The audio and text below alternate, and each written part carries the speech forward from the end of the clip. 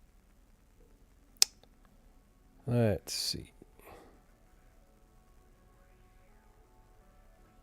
So this is Brooklyn's first game against the Pelicans. So Jimmy, so 21, Kawhi 34, LeBron 30. Let me see. They have him slated to get 27. One small forward got it. So a lot of these players are not, outside of Jalen Johnson and Peyton, who had that 31 points, but he couldn't hit it. He couldn't find his 3-point shot. He only finished with one. I think he went 1 and 6 against the Pelicans last night. Per the position, they allow 24. Look at this. It's 30, 34. Rebounds and assists is what? 11.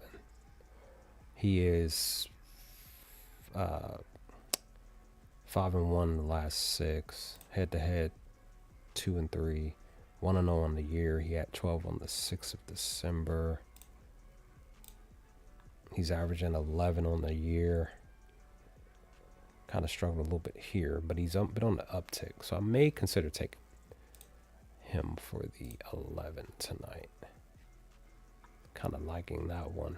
I'm just not sure about his points because they are in the midst of him. But that's the thing. One thing I know about Michael Porter Jr., he's still going to ball out. It's just that, okay, all right, never mind. I had it wrong. So he went down against the Clippers, but he had 28 on the road against Dallas. On the road, last 10, 2-1, 3-1.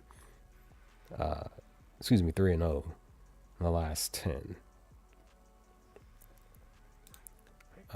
Where he got the 20. He's more so hovering around. He's averaging 25, just shy of 26.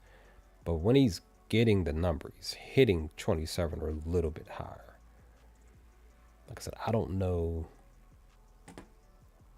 I would prefer possibly taking his rebounds and assists, and then maybe still take him on the points on a single bet, just because he just might actually just get the 27 tonight. The books believe he's going to get it. He may push. Let me see what it is for.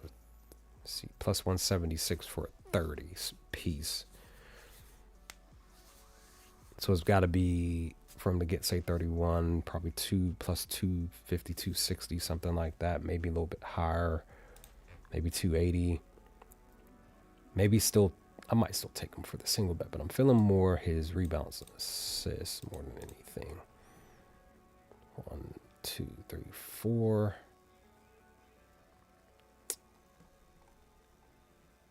He has 12 rebound chances, 6 potential assists. He averages 34 minutes. And like I said, on the road, more specifically, he's, per his points, he is 3-0 to getting that. But per the rebounds and assists, he is 2-1. More on the just above 500 on the positive side. And they allow almost 13 to the position, 8 rebounds and 4 assists, just shy of 5. The books currently believe that he's either going to get it or he's not. I feel more comfortable from getting the rebounds and assists, but like I said, I still may take him on his points, just because he just might get it. Now, the only thing is this over-under total.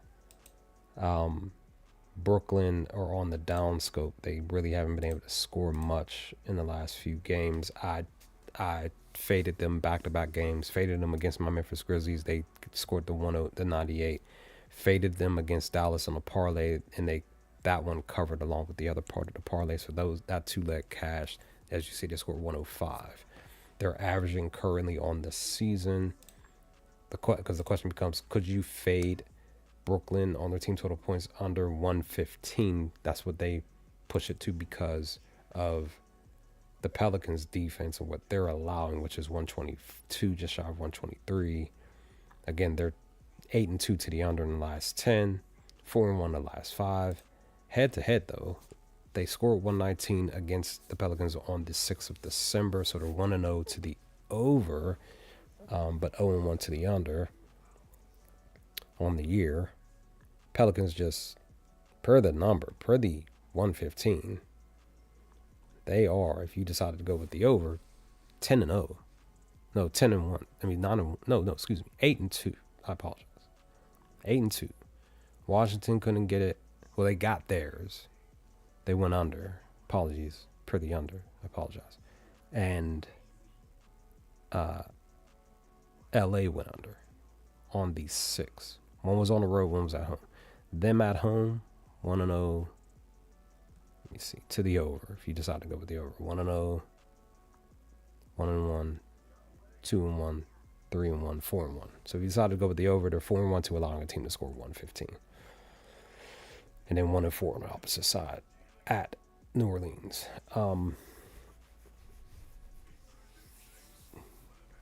Could this be a spot where Brooklyn decides to finally do the job? I don't know. That's why I'm thinking like maybe you still take, probably more than likely still take Michael Porter Jr. for his points, because that's the only thing I can see is his rebounds and assists. Oh shoot. So Mr. Murphy was balling out with his threes. Look at that. Just getting getting 3. He had been hitting 4 or more recently. So let's go 4. So plus 158 on FanDuel. He's 4-1 the last 5 to getting 4 or more. He's averaging just shy of 6, 5.4. Head to head though, 0-1 on the season. At Brooklyn on the 6th of December, he only hit 2. He shot 7 times that game. On the season though, he's averaging 3. So currently he's on the uptick in these last 10 games. He's on the uptick, averaging just shy of 5, 4.4. But they've only allowed, if you decide to go with the 4, they've only allowed 2 to get it. Clay and then Kawhi. Everybody else 2 and under. For the position, they allow what? This is small forward. 3. 2.8.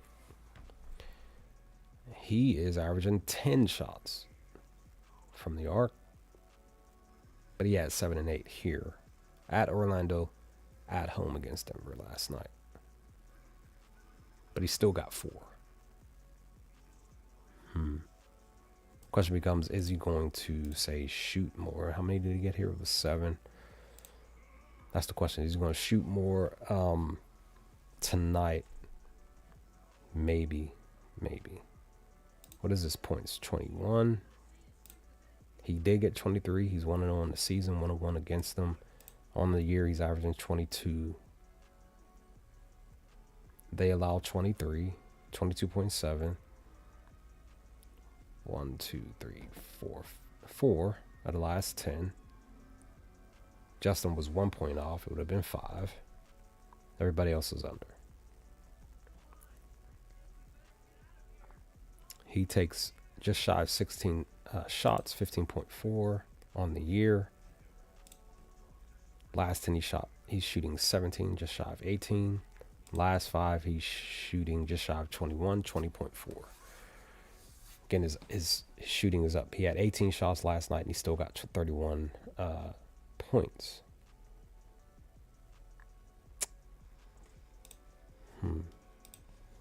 Do I consider taking Trey tonight? Let me see something. Is there any data with him? Wait, with what you call it? Any data? It's pretty much the same. Nothing there. Can't really. So I may parlay both. Like take Trey Murphy as a single bet and then parlay him with Porter. Same thing, single bet for points. Maybe do that tonight. See if they'll go off. because they're both still scoring a lot of points. So maybe I'll do that. All right, I found something. I haven't bet on Zion Williams like at all year. What is his points at? 23. He's been down the last several games, though. He's averaging 21, or just shy of 21. On the year, he's averaging 22, just shy of 23. They believe he's going to go under again.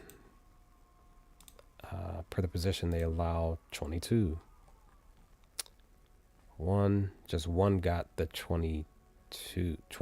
Banchero was on the 7th.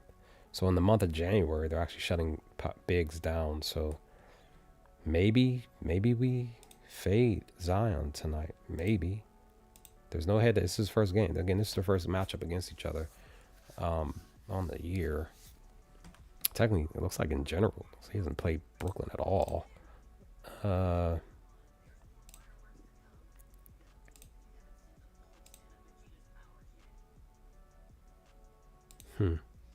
might just fade him on a single bet because he just, like, literally he had 2 games where he was 1 point off. Both of them were on the road though. The other one was on the road but that was Washington. At home, if you decided to fade him, 1-0, 2-0, 2-1, 2-2, 3-2 to the under. Let me see what his PRA is. Maybe fade him on his PRA. They believe he's not going to get it. 3-2 to the under in the last 5. But 50% the last 10. He's averaging 32 in the last 10, but 30 in the last 5. On the year, he's averaging 32 on the season. He's really going over at a 58% on the year. But again, the books believe he's currently going under. Again, you want to fade him on the 32. 1, 2, 3, 4, 5, 6, 7, 8, 9. So only one got it, and that was Banchero on the 7th. They're technically on the month. Actually, I read it wrong. So on the month, they're technically 1-9 to holding a power forward from getting 32 PRAs. Playing really good defense. I'm actually liking this one a lot. The only difference is that they're still allowing plenty of breathing room per the power forward position. That's the only thing that I can see be the downside, is he actually decides to come out here and actually do the job. Let's look at his at home per the PRA under 1-0, 2-0, 2-2, 3-2. Let me see. 1-0, 2-0, 2-1. Hold on. 1-0, 2-0, 2-1, 2-2, 3-2, 3-3, 3-4, 3-5, 4-5.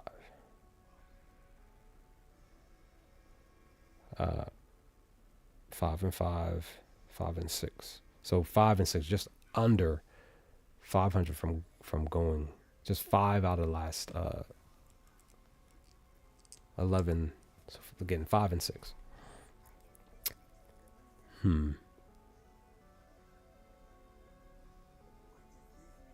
Anything per a trend, I'm not really seeing. He has not.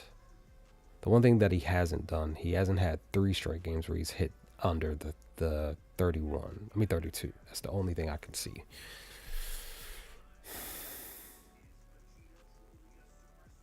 He's had 2 spots where he hit back to back, and then he went over on that 3rd spot. So maybe I don't take it. I'll probably just stick with what I was originally looking at. If I do decide to take it, I'll just, off of a whim, I'll take the Nuggets, Dallas. Nuggets won back-to-back games, and they covered back-to-back games. Now they were not. They were favored at the -3, and they covered last night. Dallas, they covered at home against Brooklyn. Dallas is playing better at home, which is why they pushed for the lean for them to cover tonight. So Christian Braun is questionable. PJ Washington is Q-tag. I don't think PJ played last night. No, he did not.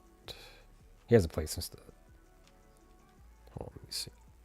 You play... Okay, he did play on the 3rd. He played 12 minutes before he got injured. So he hasn't played since the 3rd. You decided to go with his points on the month. He's 0-2. Let me see. Let's look at this. Let's see.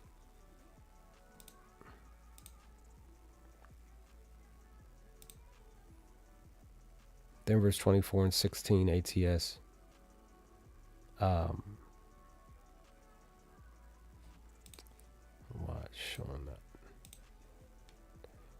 Let's fix it. Okay.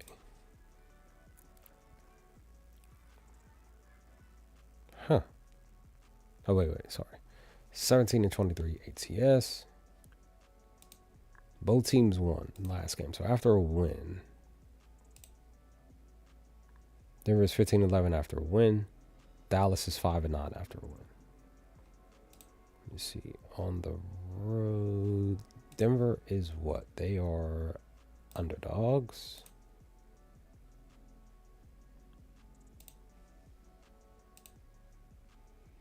They're actually 5-1 as underdogs, covering ATS.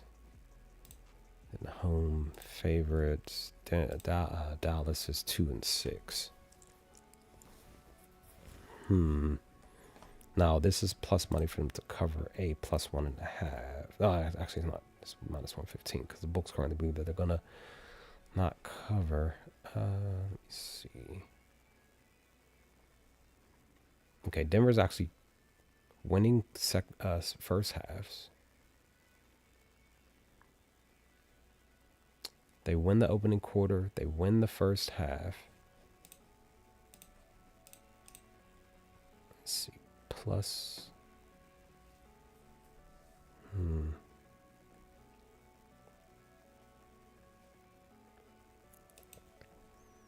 They've covered 3 of the last 5. Dallas has covered 2 of the last 5.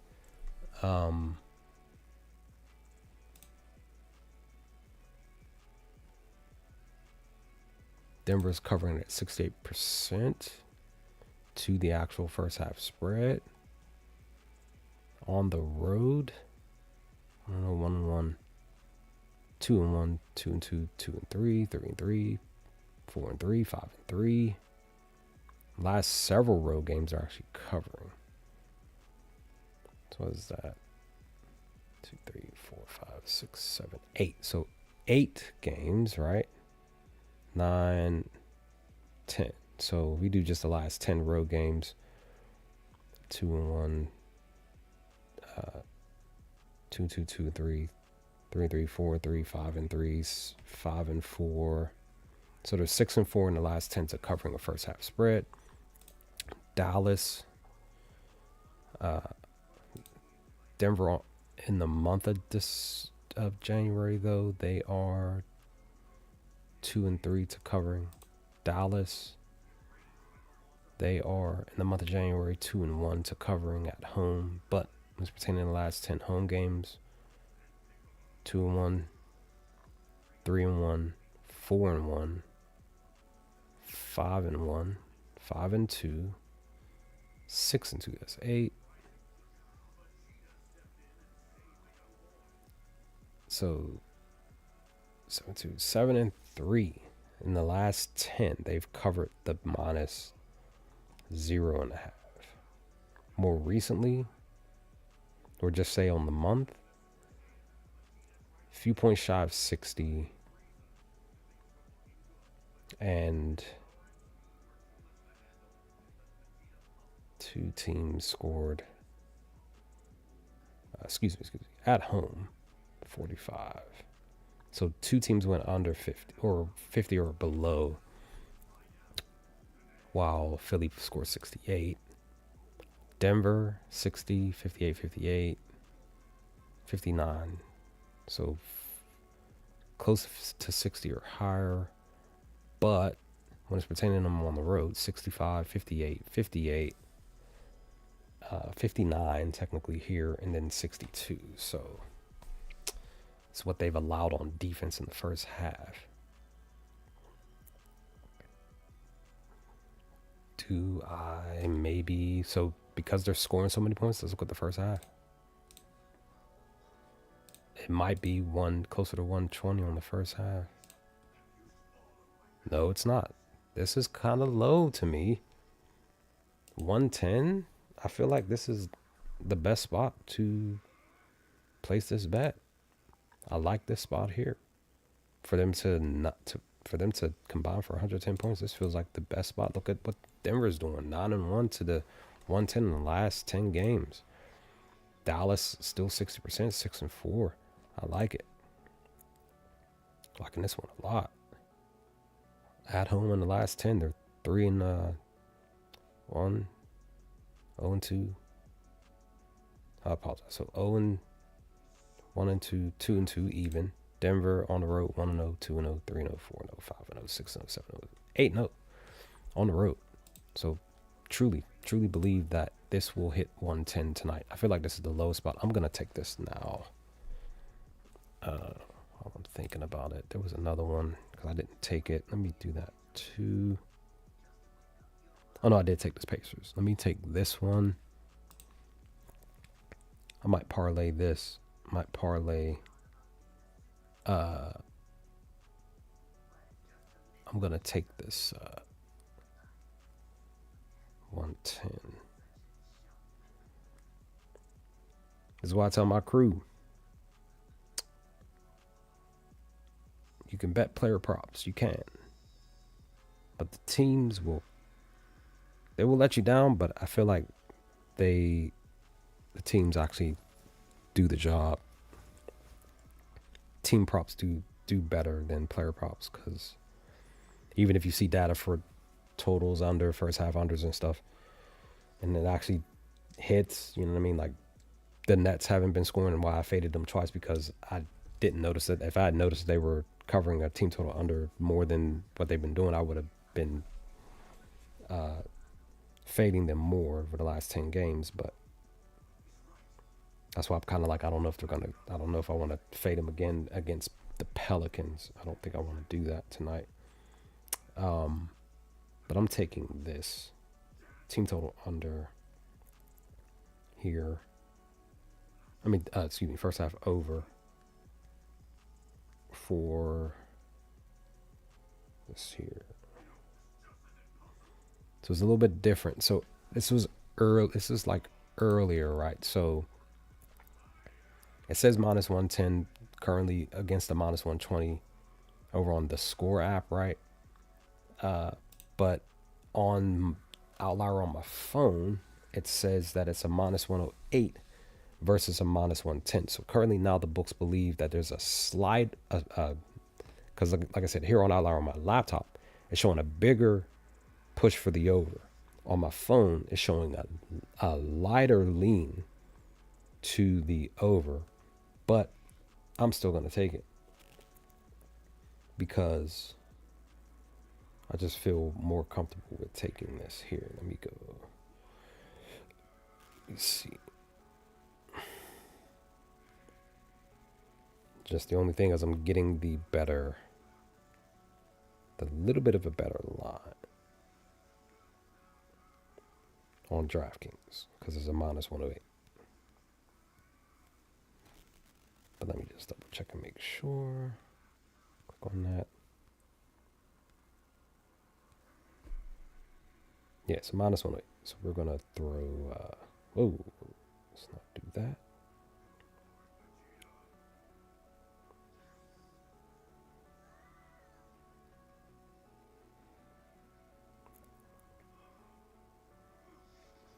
Because like I said, personally, just looking at the data, I really do feel like this is going to hit 110 tonight. So I'm just going to throw few bucks on that. Pretty much most of everything that I take, or maybe all that I put on this live stream, I'll post over on my Discord here in the NBA picks section of the cord. So we will see. Oh, nice. Got a couple extra. Got three new subs in the last 24 hours. I'll take it on my YouTube channel here on the channel. So we'll take that. Hopefully people like and enjoy my content. So let's see. All right, bet. Let me look at Aaron real quick. He's back, right? But he's still not in the starting lineup, right? No, actually, technically, it looks like he might be starting tonight. Did he start last night? Well, hold on. I can just go rebounds. It's not. Here we go. How many minutes did you play, sir? You played 30. He played 30 minutes last night. So maybe he did start last night. Maybe. No, he only had 16 points last night at the Pels. That was, they're back on the road again. Let me see something real quick. Let's see.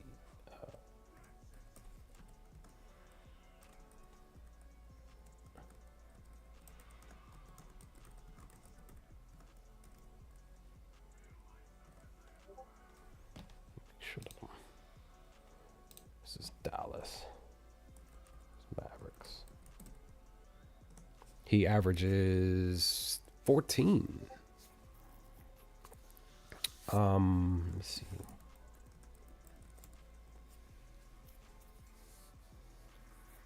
Okay, he averaged 11 last year. Fascinating. So they actually shut him down. His points per game is 20.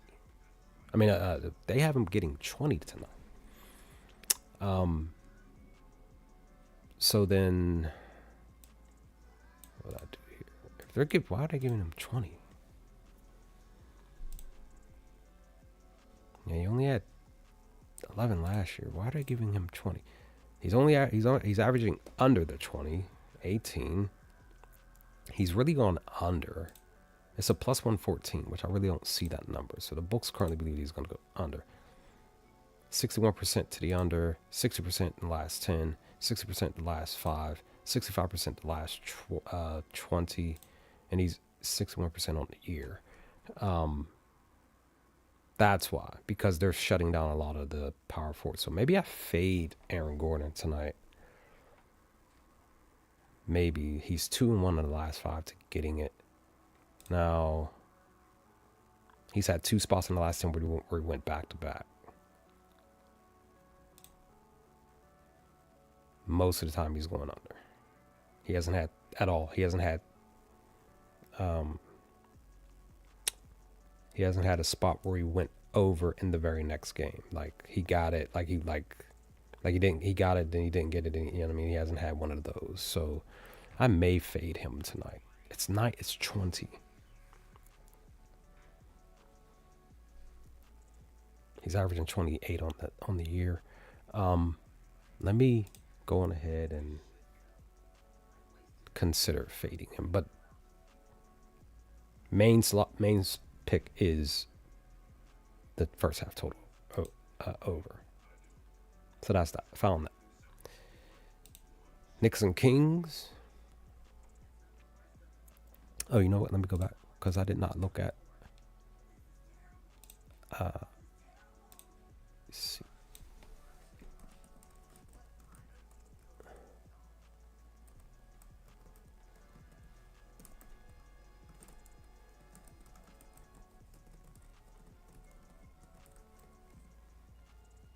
They are 24-16 on the season. On the road, they are 14-9 on the season.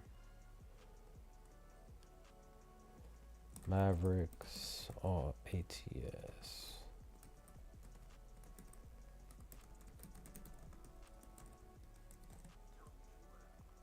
$17, 22-1 at home. 11, 9-1.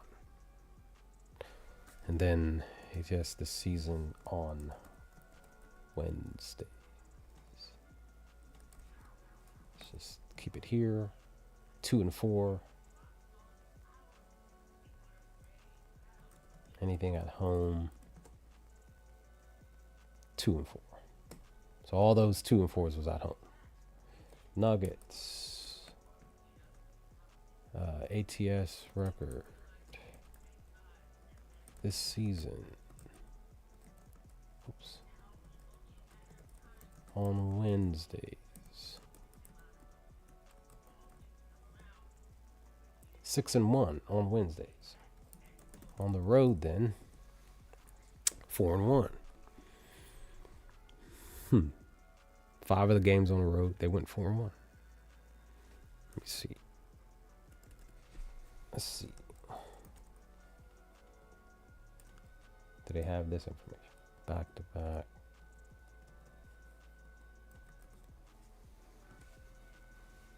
They're 4-2 on a back to back. No days rest. Mavericks. ETS record. Season. With what? 1 day? They didn't play last night. And they played on the 12th.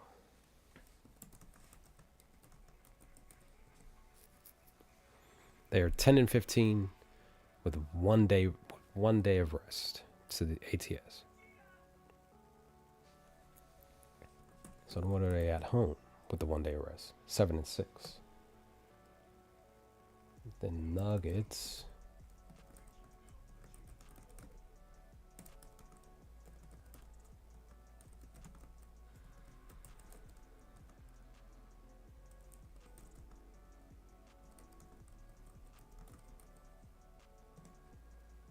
Four and 2. So it must be 4-2.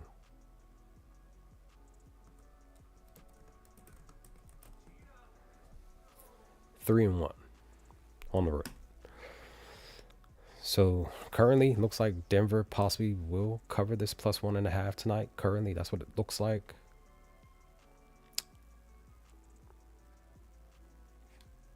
Let me look at this here. And I already looked at it, right? So Denver as, again, they are underdogs. They're 5-1 as underdogs, right? Oh, excuse me. Well, specifically as underdogs are 7-2. As underdogs, as away underdogs, they're 5-1, right? 5-1 as underdogs. So with this squad,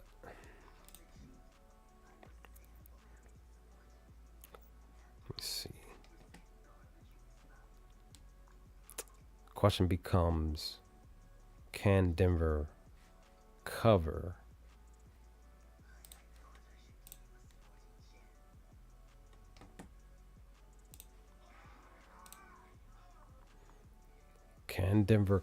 tonight? That's the question. I'm curious. I'm wondering.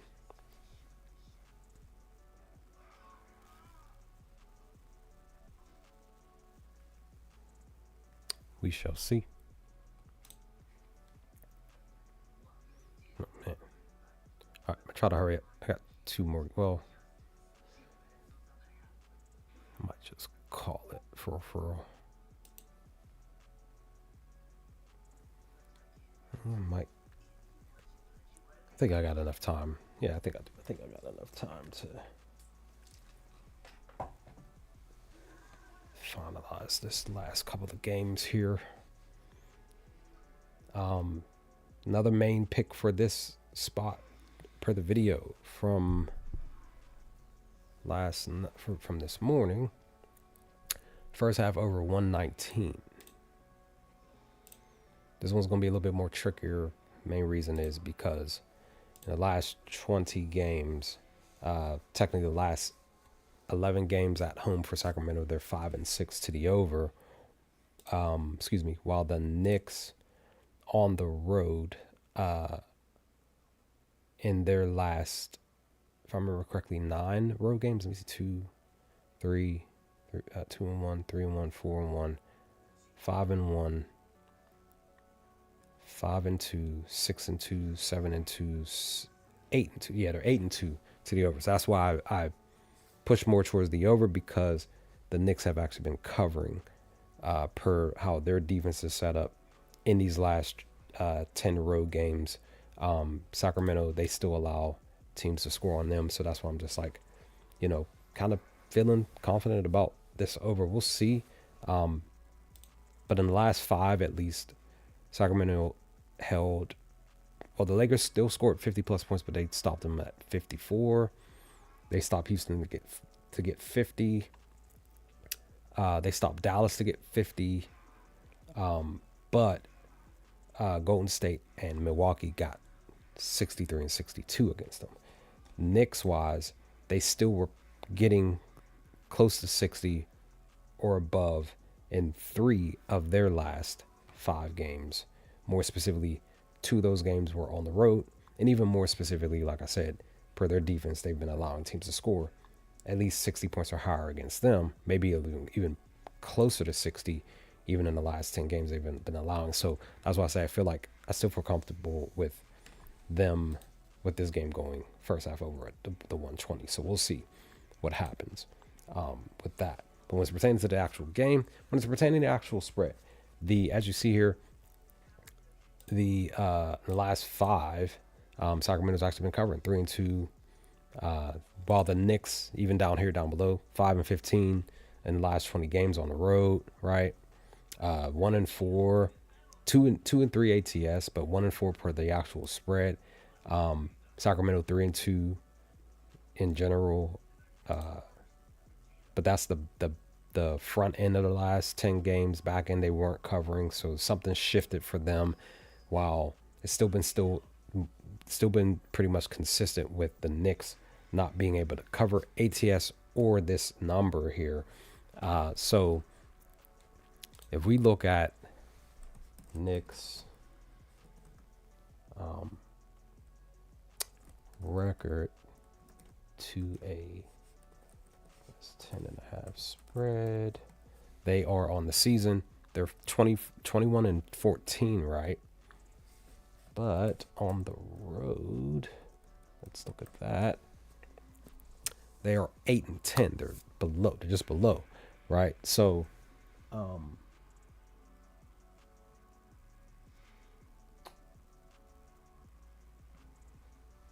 personally, automatically, I'm like, well, maybe I do decide to fade the Knicks on this minus 10.5. But let's look at Sacramento. Oops, per the number.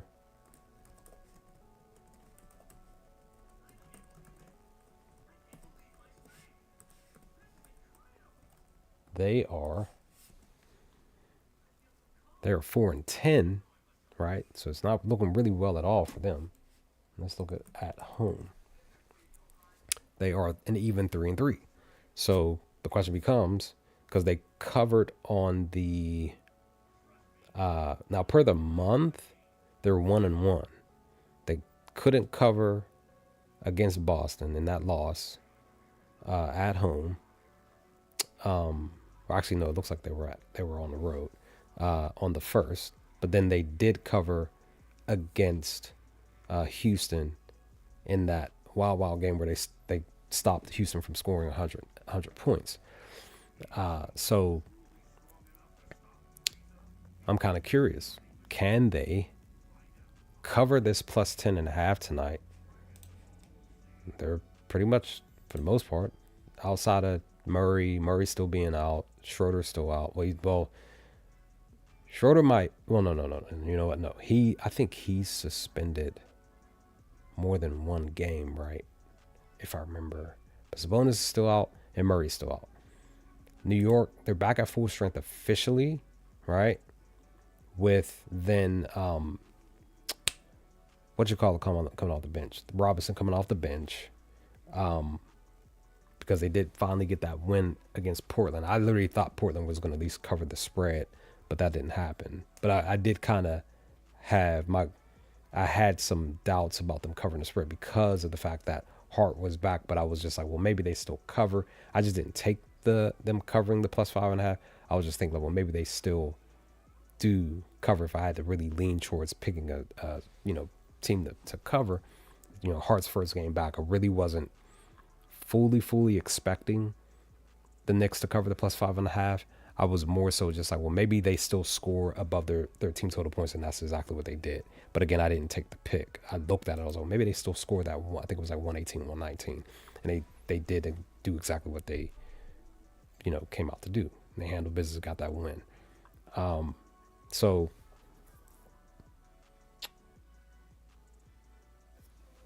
again, I'm taking the first half over. That's the main pick. Let me see something here. Let me go look at my homie Goat Brook, aka Westbrook.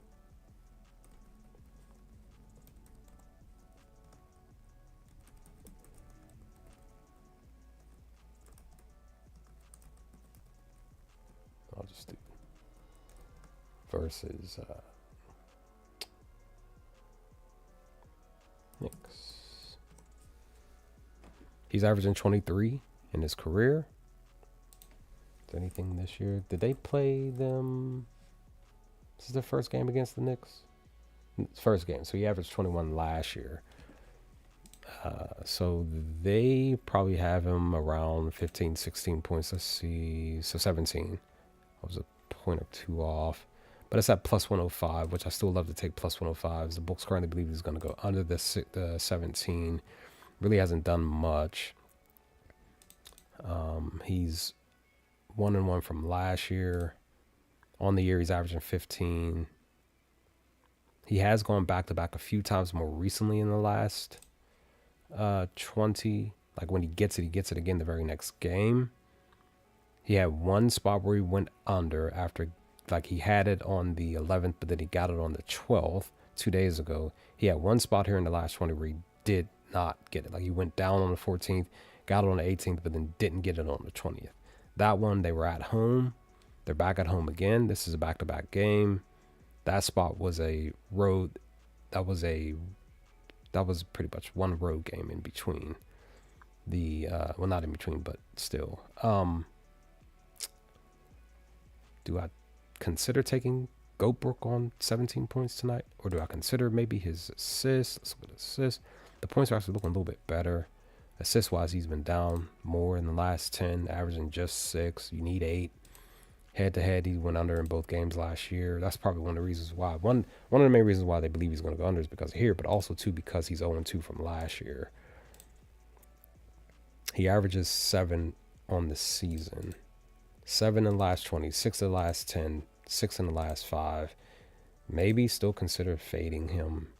Okay, it's shifted. It's no longer -120 now, it's a -145. Interesting. Oh, that's why, because it literally shifted that fast. No, I'm sorry. I apologize. I was looking at the wrong thing. That was his points. What about his rebounds? 6. Now he's doing a little bit better in the last several games, getting 6. 4-2 in the last 6. Head-to-head. 14 on the 29th. So you can technically say in the month of January versus the Knicks, he likes rebounding against them, but that's really not any true factual information, right? It was just that one spot where he got the 14 randomly on some Goatbrook stuff, right? He averages just shy of 7, 6.4. So he's averaging the number, but he was getting more back in November. In the month of January, he is 3-1, 3-2, 4-2, 4-3, excuse me, to going over in the month of January. And even more so at home, 1-1, 2-1, 3-1, 3-2 to the over, to getting the assist. You need 6, 1, 2. Maxey got it. Goodwin got it.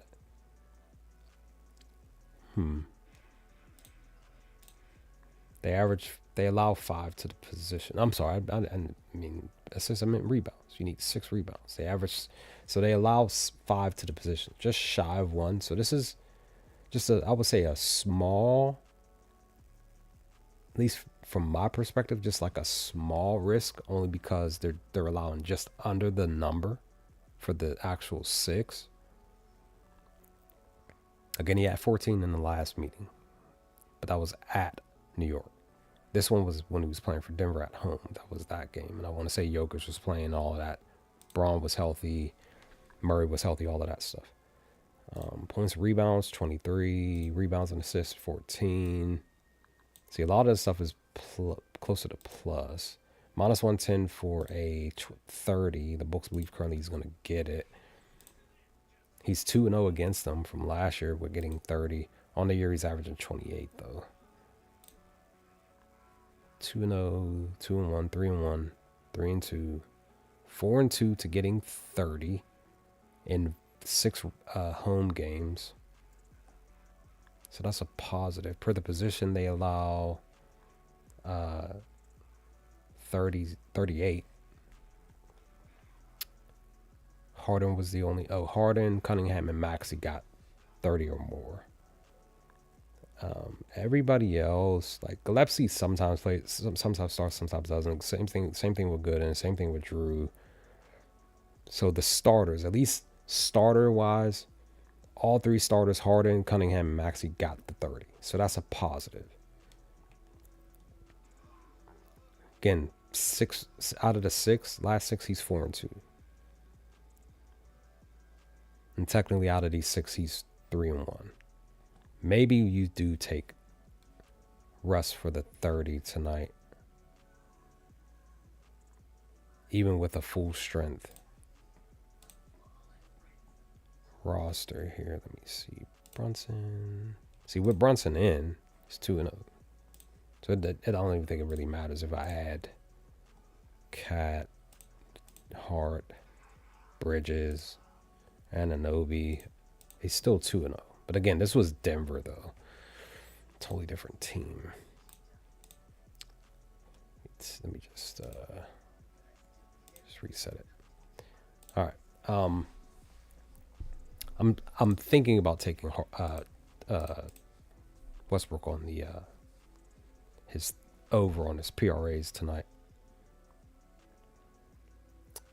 Because again, the question becomes with the new squad that he's playing with, does he get 30 tonight? Matter of fact, let me just do that. Let me just cue that up. I'm just going to cue it up because I'm probably going to take this as a straight bet. It's a minus 110.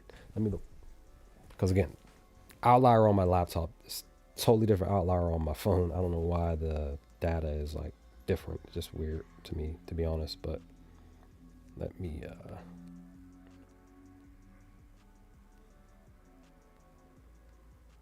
see if it's still the same. Maybe it is. We'll see. So it's a minus 108. So currently books believe he's going to get the 30. I might as well just take it now because the line dipped down just a little bit. It shifted. I'm going to take it. Straight bet this real quick from the get. 29.5. Just say screw it. Might as well. It's like I said, it's a minus 108. Shifted from a minus 110 to a minus 108. So might as well just go ahead and take this bet.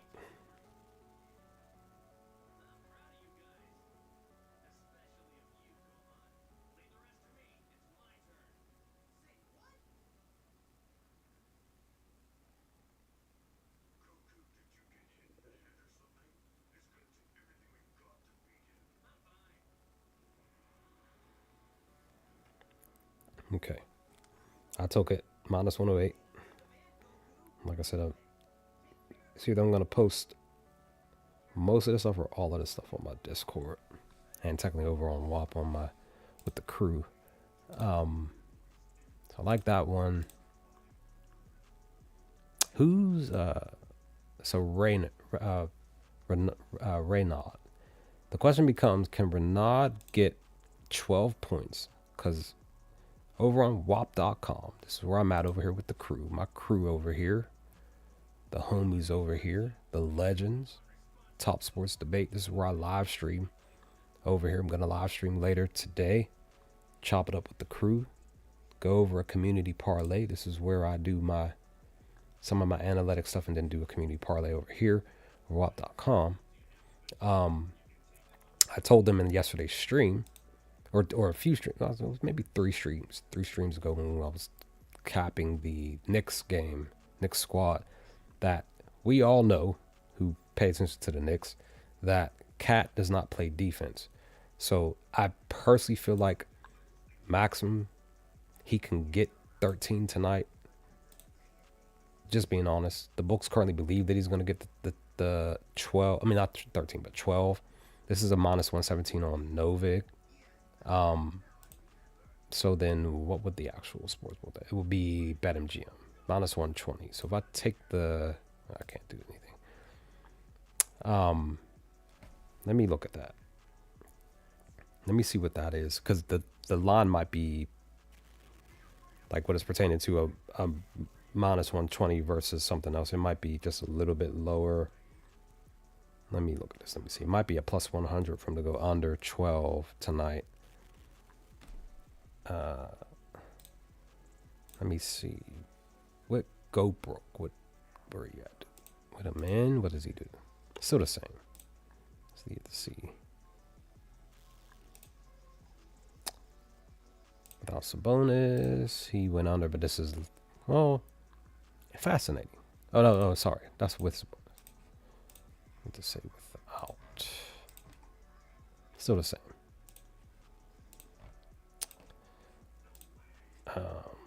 Now he's 2-3 in the last 5. He came close against the Lakers on the 12th, so he was just a bucket off. Would I push him to say, okay, all right, this is where it's a little bit better. So the actual line is it is 13. So because it's 13, it's he's 1-4 in the last 5, 3-7 in the last 10. He averages 12, just shy of the number. He usually, when he does actually get 10 plus points, he's usually hovering 12 or a little higher, a little low. You know what I mean? No head-to-head matchup stuff. They allow per the position, though, 17 points. Again, you need 13-1. Williams came close. Embiid and Okongwu had 26 and 23. The only thing about him is that he's only taking just under 9 attempts a game. That's the only thing. What is he doing rebound-wise? 8 rebounds. He's averaging 8 potentials. He only had 4 in the last game against the Lakers. Fascinating. But I'm sorry, I apologize. He's averaging 14 rebound chances. He's averaging 7.8 in the last 10, 8 the last 20, 7 just shy of 8 in the last 5. On the season, he's averaging just shy of 6.4. Per the position, they allow 12.6. Still good, but then you look at them against the centers in the last 10. 1, 2, 3, 4, 5, 6, 7. So it's still good, but it's the back half where they were able to actually shut some players down. Brook, specifically, he's sometime on starting minutes. Williams, I think he usually starts most of the time, if I remember. Robert, I think he comes off the bench, and then Kling does start. So the last few centers that they've said, it's like a 50-50 shot when it's pertaining to actual starters. Zubac, starter, 11. Stewart, he comes off the bench most of the time, but I'm guessing he started here because I want to say Doran didn't play and he had 9. Reed, he more recently just started getting starter minutes again. Why? Because Doran wasn't playing, and he had 8 here. And B's the starter, he got 10. Porzingis, he came off the bench here. Coming back, he still got 8 rebounds. And then Okongwu was starting, he had 9. So I'm actually still kind of feeling a little bit more comfortable about getting this, even though the books believe it's going to go under. I'm still kind of questioning if I want to take him for points. Let me look at his assists. I don't like it. Points and assists. Need 14. Don't like it. Points and rebounds. More recently, he's been down. Rebounds and assists. Down. I just needed to look to see if I want to consider him tonight because he is possibly in a spot to do some work tonight.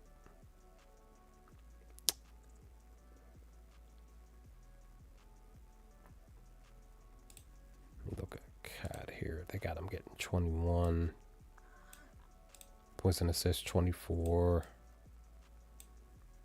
points and rebounds, 33 rebounds and assists, 15. Rebound assists looks a little bit better. PRA 35. So rebounds and assists look a little bit better. Per the position, they allow plenty of, a decent enough breathing room at 19. We need 15. So none got it. So Sacramento's been doing their job. New York, Knickerbockers, 1-1, 1-2, 1-3. Excuse me. If you're taking over, 1-3, 2-3, 3-3, 3-4. So he's just going under for the last 7.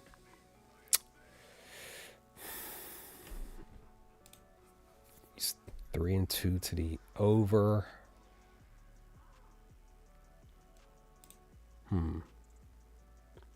1-1. He had 12 here at Sacramento on the 10th of February. Funny. Fascinating. Brunson, 29. He's gone under in 4 straight games. Head to head, he went under last year, the 25th. He averages 29 on the season. He's only had 2 spots where he had 4 or more. We went 4 straight. But again, he's been down twice in 3 games or more. Again, more recently, he's gone under and getting 27. He's on the road, 0-1, 0-2. I mean, so technically, if you decided to fade him, they believe currently he's going to go under. Last 5, he's 3-0. Last 10, 3-0, 3-1, 4-1, 4-2 to the under. They allow just shy of 27, 26 to the position. Luka had 42 last night. Curry had 27. You're looking at 29. So pretty under. They're technically 9-1 to the under. But most of these cats aren't starting. Curry had 27, so he was just shy, just like 2. It's just a 3-pointer off. Nembhard, I'm guessing he got injured this game on the 6th. Brandon Miller sometimes starts. He had 18, and then Rollins starts. He had 12. Maybe consider fading Brunson once again. He's, again, pretty under. He's 4-2 to the under. The last 10. So 4-2. What's that? 3-0, 3-4. Excuse me. 1-0, 2-0, 3-0, 3-1, 4-1, 5-2,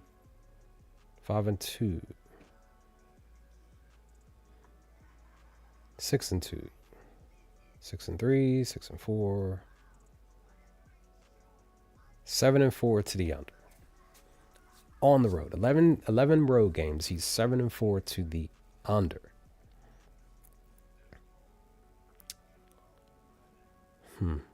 It's 29. So this is technically on the year. This is his first spot where he went. He had 3 and he didn't go over. He had 4 straight. Do I fade your boy tonight? I already have Russell, so I might take Brunson under as well. We'll see. We shall see. All right, last one up and we're done. Good. I got about like 15 minutes. I got to roll. I actually have 6 picks here that I could parlay.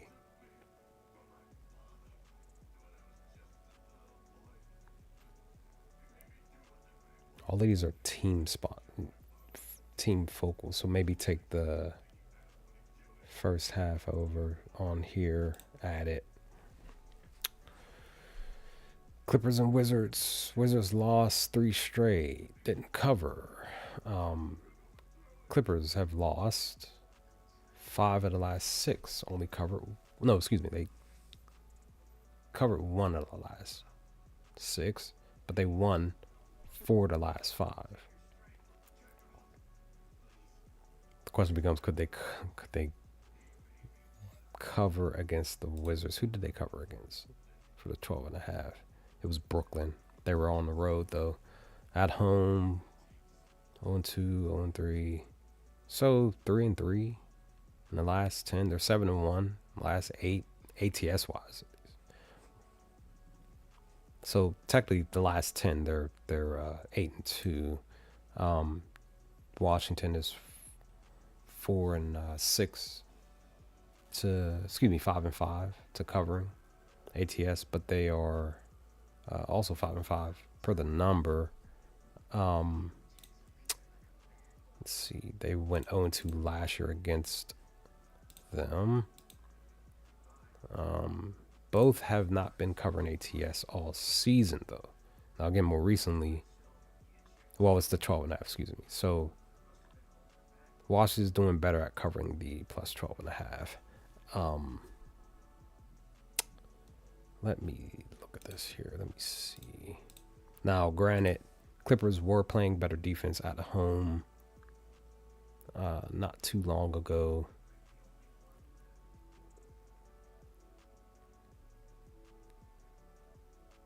I don't know. Let me look. Let me see. Okay, Zubac's Q tag, Leonard's Q tagged.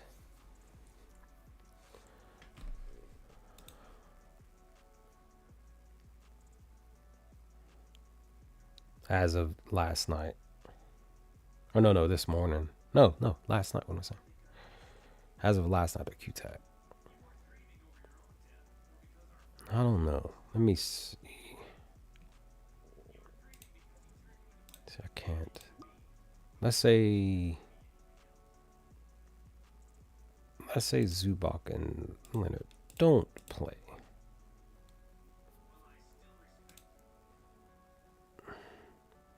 So 2 games without them that he didn't cover.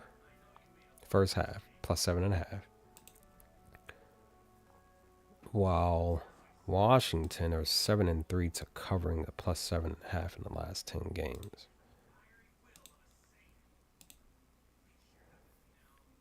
They did not cover in back-to-back games. One of those games were on the road against Phoenix. 2 games they hit on the road. Only out of the 3, only 3 in the last 10. They pushed past 55 points, 65 against Milwaukee, but they only finished with 60 against Phoenix. Clippers, they scored 45 in the low-scoring game against Charlotte. 55 against Golden State, 63 against Boston, 53 against Utah, but then blew out Sacramento in the first half, technically blew out Detroit in the first half, but this was back in December. In the month of January, they are 1 and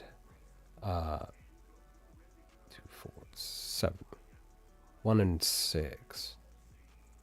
Yeah, 1 and 6 to covering. Washington in the month of January, they are 3-3. On the road, 1 and 1. Clippers at home, 0-1, 0-2, 0-3, 0-4 to covering a plus 7.5. On the at home.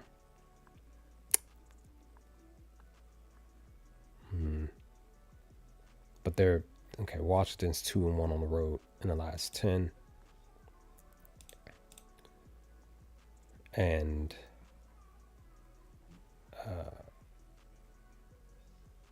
2-1, 2-2, 2-3, 2-4. know. I mean, the books believe that that Clippers are gonna cover this because of Washington's defense and how they play.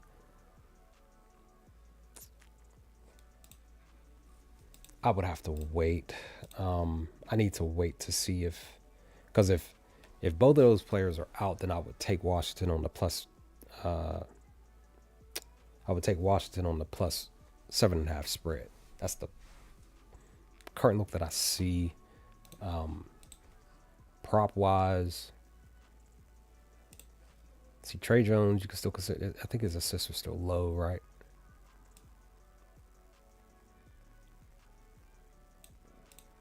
Yeah. So they're giving him 3 plus 100. They currently believe he's going to go under at a minus 130. But he's averaging 3 in the last 5. On the season, he's averaging 2, 3 in the last 10. Again, like I said, 3 in the last 5. So he's actually doing better at passing. He's averaging 5 assists in the last 10, potential assists in 4 in the last. 5 in the last. He's averaging 5 potential assists in the last 5, 4 in the last 10. But again, his passing uptick is better here in the last 5. Per the position, they allow 9. So obviously, when I first look at this, I see, okay, might as well take him for the 3, right? Maybe 4, maybe he gets 4, maybe 5. He had it here, but they're on the road. So 1-0, 2-0, last 5, 2-1. So 2-1 the last 3 road games to getting 3 or more assists. None of those games he had 4. Pretty much all the games that he was on the road, he had 3, except for the Milwaukee game. Down here, they've only allowed 2 to get 3 or more. James on the 12th and Mann on the 9th. But Clarkson, Payton, and Richard came close with 2. So at home, 2, 3, 4. So 4, 0-4. So 1-4. 1-4 at home that they've allowed a point guard to get 3 assists or more against them. But again, I need to know. If anything, I would take this on a straight bet, to be honest. Because he just might get 3 assists tonight. And then, first half spread, I would wait for the actual data for this. Because I really do feel like Washington could cover the plus 7.5.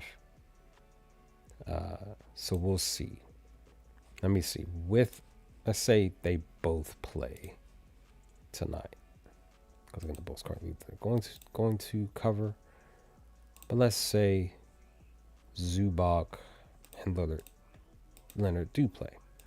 They are, even with them in the game, they still suck at covering a plus 7.5. Okay. But Washington, they did not cover but this was last year. This was 23rd of January. They didn't cover. They got blown out 63-41. So a small little spot. But I would say but that was last year. This is new year. I was still leaning heavy on this plus 7.5. I probably will still take it even if Zubac and Leonard are in. I just don't know about this full game spread. That's the only thing. Let's see here. The only thing is that Clippers are 25-13 to actually winning in the first half. But again, this is them winning. This isn't spread wise though. It's totally different because they suck covering the spread though. Washington just sucks in general, but I personally feel more comfortable about Washington covering the plus 7.5. And then, like I said, I'm gonna take this. I'm gonna take Trey Johnson to get this 3 assists right now. I'm gonna just do it. Say screw it. This way,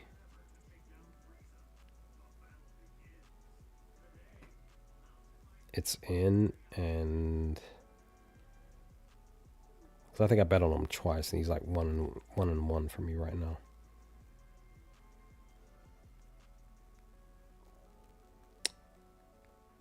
So I'm gonna go on ahead. Main pick first half spread, and this is how it works. Added pick is the assist.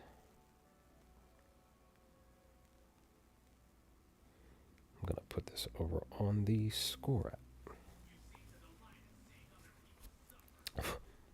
Like I said, what I'm probably gonna do is take all of this and parlay it, except for I'll take the team stuff, parlay it, and I'll keep this separate, and probably just take the player stats and parlay that together. We'll do something like that.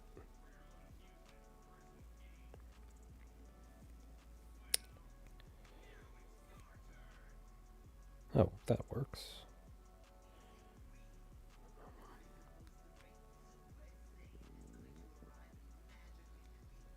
Because I have a few bucks over on the score app, so I will.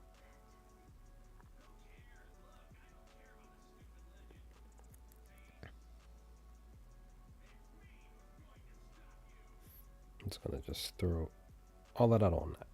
We'll just do that. Because again, for the most part, 1, 2, 3, 4, 5, 5 and 5. You could technically say Cam and Moody were still off. They just needed 2 more. So I'll just take that.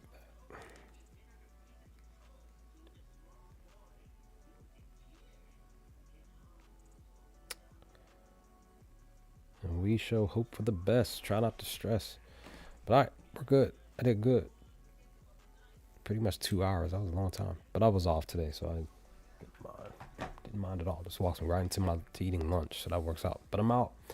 If you want to join, like I said, if you want to join me and the crew, my homies over here, over at WAP.com, Top Sports Debate, you get Bobby's and Tony's picks here, and the newest capper over here, Q Keezy, one of our newest cappers over here. You get his picks as well, and then you get my live streams that I stream pretty much almost every day, going over for the most part. I usually go over analytics more recently, but I mostly focus on community parlay, like a roughly three leg community parlay over here when I do my live streams.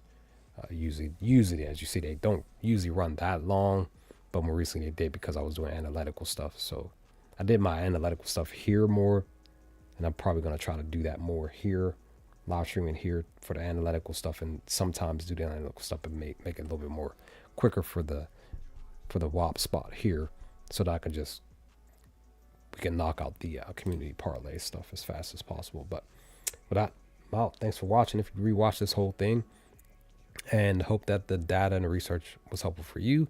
Let's hope for the best for these 7 games tonight. And we will just hope that things roll through tomorrow. I work tomorrow, so if I do a live stream, it's going to be later in the evening. We have one game at 2 o'clock. That sucks. I'm going to have to look at that game tonight before I go to bed. And then what is it? 1, 2, 3, 4, 5, 6, 7, 8. We have 9 games tonight, but 8 of the rest of the games are in the evening and at night. So, but I like this slate a bit more for tomorrow. We're going to see my Thunder play tomorrow on the road. Detroit's playing Phoenix. I'm still liking, because the Grizzlies are my second favorite team. Grizzlies are playing on the road against Orlando. So, and that's my alarm telling me to go get some lunch. So, all right, enough of my rambling. I'm out. Y'all stay safe, stay humble. Let's hope for the best for tonight. Hope your picks cash tonight, as many as you can get. Maybe hopefully you sweep the board. Let's crush the books tonight, and hope for the best for tonight. And you stay safe, stay humble. Holler at you later, guys. Peace.